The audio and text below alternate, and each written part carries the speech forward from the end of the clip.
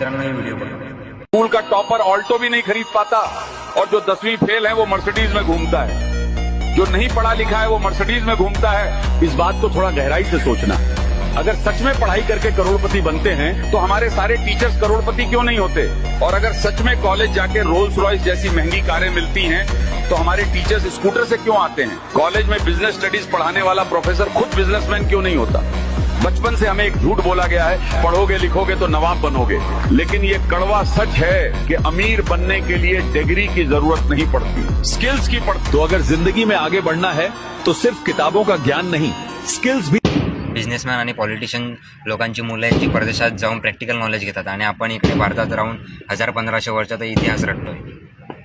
तर आम्हाला पण देशाकडून प्रॅक्टिकल नॉलेजची अपेक्षा आहे, पण इथे काय वरचेच सिस्टम चालवणारे अनफड बसले आहेत, तर आपण पण काय करणार? मित्रांनो तुम्हाला काय वाटते इंडियन एज्युकेशन सिस्टम बद्दल कमेंटमध्ये नक्की सांगा।